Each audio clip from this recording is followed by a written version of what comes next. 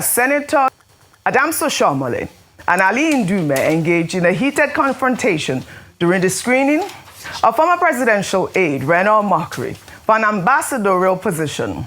The tension began when Oseni attempted to defend Omokri's nomination, praising him as a pragmatist who serves Nigeria's interests. However, Ndume insisted on following proper Senate procedure, triggering a sharp exchange. Let's take a look. My name is Reno Omokri. I was a special assistant to the president on new media. I'm an author, and I'm glad to be here. Thank you for having me. Until you are called, you cannot shut me down. No, he's not talking to you. I have the authority of the chairman. Please go ahead.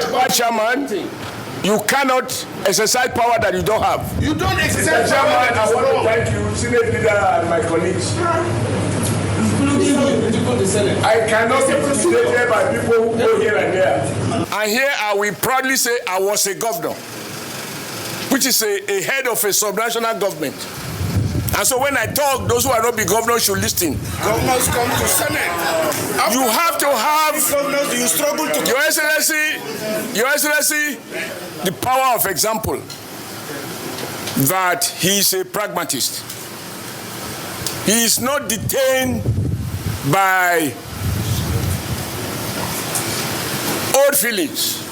You may have doubt, suspicion about anyone until you have the opportunity to so perform. Indeed, you don't know anyone until you give him the driver's, you hand over to him the steering of a vehicle.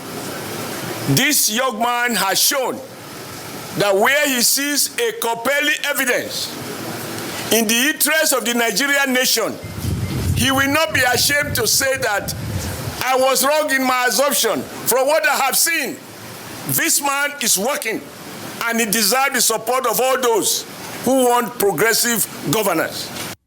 Senator Adams Oseni there put his full weight behind Reno Omokri. Well, Omokri was eventually cleared and asked to take a bow and go. The senators' clash highlights the controversy surrounding Omokri's nomination, given his history as a vocal critic of President Tinubu during the 2023 election. And I'll take some reactions. This person wrote, Senate clears Omokri as ambassador. The same guy who called Tinubu drug lord last year, Bl0w went from Twitter troll to diplomatic flex. Naija politics, where enemies upgrade to envoys.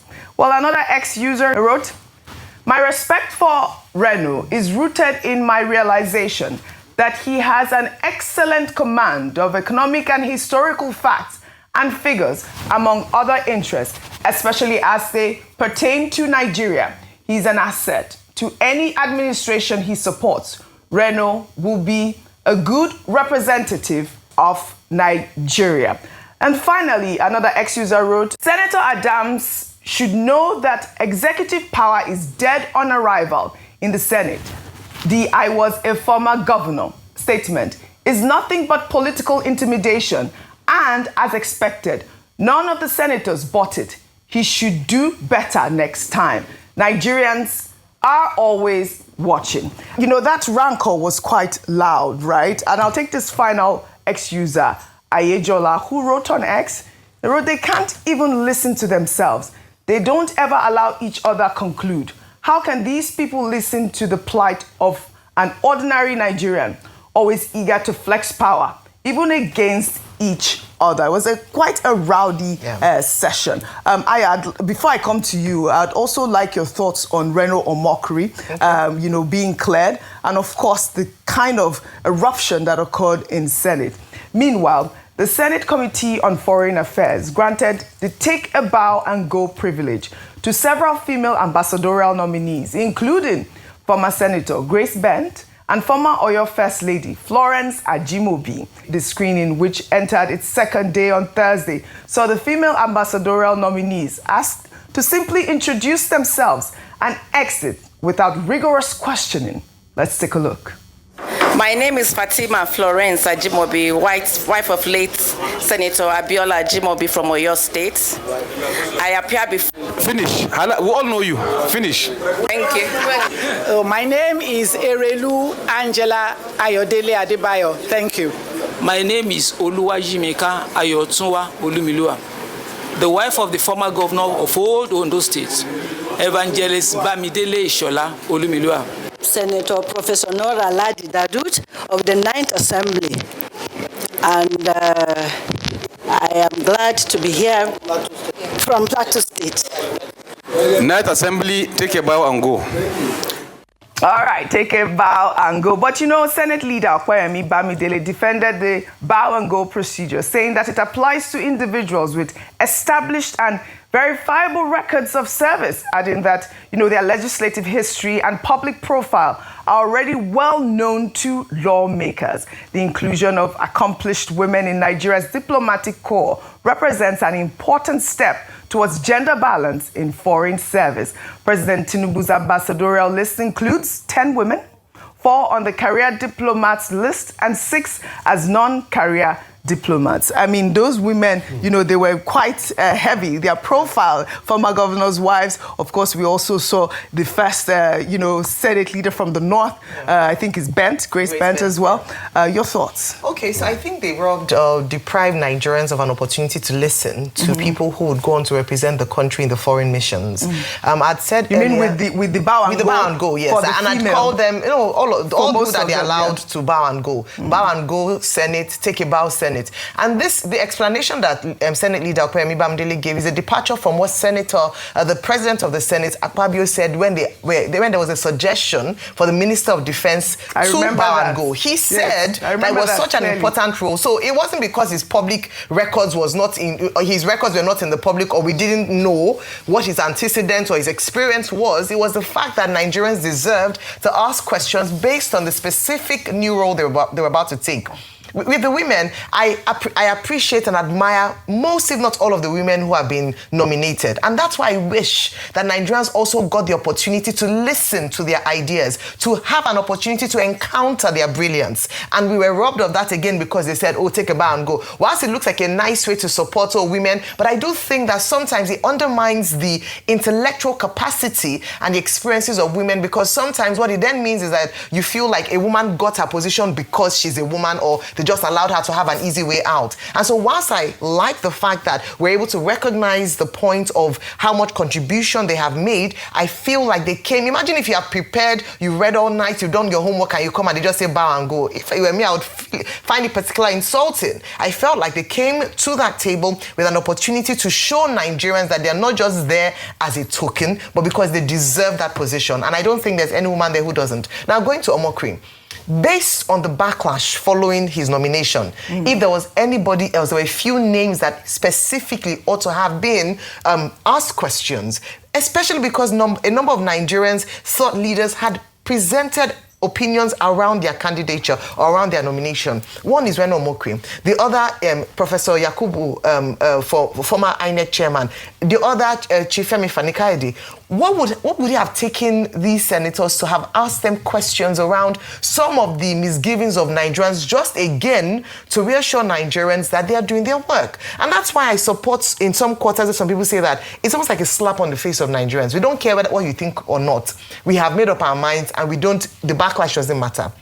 Now, the senators are there on the mandate of the people who elected them, on the members of their senatorial district. They deserve an answer. For as many as has raised their voices to ask questions around the integrity of the person, around their personal, personal allegations of even domestic violence. These are people that are going to go out to foreign missions and represent, carry on their shoulders the weight of the reputation of an entire nation. And I believe that where we thought the senators would save the day, following the president's controversial nomination list, they fell flat on their face, and it's quite a disappointment. Yes, Rufai, you had something to say about it. So, you see, my fear is the mockery we've become as a nation and the mockery of democracy.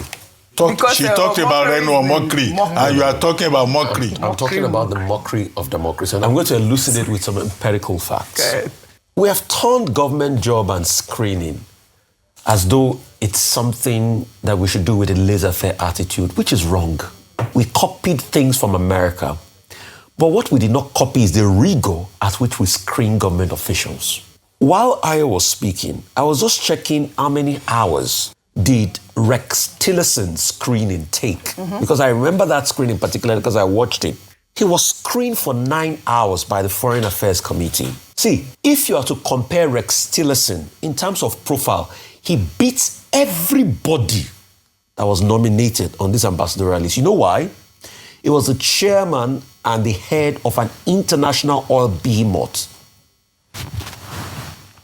None of them control the kind of business expansion that Rex Tillerson controlled. But despite the fact that he was the chairman of Mobil, he was still screened for 9 hours.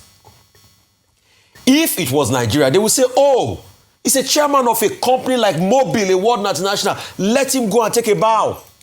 But we use because of the personality of people and say, let them take a bow, which is wrong in the first place. We could have allowed those our lovely, great, valiant women to express themselves. It would have been lovely to You see, Ayo, so I made mention, and they're so intelligent. Yeah. I made mention of Bukola Saraki being the only Senate in recent time that had that similitude of rigor. All right. Was because you remember the Bukola Saraki ministerial screening where you had the Amechi situation that went on for hours, where you even had Aisha Abubakar that couldn't talk about her portfolio, that cried out and was stepped down. All right. She was a woman. So what happened to us? So some will say, okay, Bukola Saraki had his own squabbles with Buhari government and all of that. He was fighting for political survival and all of that. But it is shocking. That's why I say it's a mockery of democracy. Mockery of democracy. The way we now take critical national positions, the screen of critical national solution as joke and laissez-faire. And for the likes of Mr. Ndume and what's it called? Adam Soshomole. It was Adam Soshomole. We didn't buy the script. It was a script. We didn't buy it. Okay. It was not needed. Dr. Abati, only 30 seconds because we have discussed this at length. You wanted to make a point. No, I have different points to make. Yeah. The first is that Baron de Montesquieu, 1748, in the spirit of law, propounded the theory of the separation of powers. This National Assembly does not seem to convince us at all that it understands that principle. At all. Two, I align myself with the idea that nobody should be asked to take a bow and go. Yeah. Because Nigerians have been raising concerns and those concerns should have been addressed. Emmanuel, the man from Ekiti State, he was asked to even name the 3 senators representing him. He could only name 2 of them. So why is his own an exception? Number 3, you made the statement that these are distinguished women, competent women. I don't know that. You don't become a distinguished and a competent woman and worthy of ambassadorial designate so because you are a veteran in the bedroom. Because so are you doubting? Sorry, are you No, I've not finished. I've not finished. So are you doubting my point? No. Okay, because you were the wife of a former governor. I have their profiles. You don't become. I have their profiles. Then let us prove it. That's why I made that statement. Let us prove it on the floor. Let us hear from them. Yes. Don't let us assume. Okay, good. Number 4, there is a new morality that seems to have emerged in Senator Oshomole's definition of pragmatism, which means that if you abuse a sitting president, you call him all kinds of defamatory names, and then you turn around and you say, okay, it's now the best thing since the invention of a toothpaste. All right. Then you say the president is large-hearted. The danger here, going forward, is that a lot of younger persons will say, well, let me abuse the president and then change my mind tomorrow. Yeah. The president is large-hearted. Then he will come and reward me with an appointment. All right. Final point is that one of the senators said, it does not stop at the committee level, that it will still go to plenary.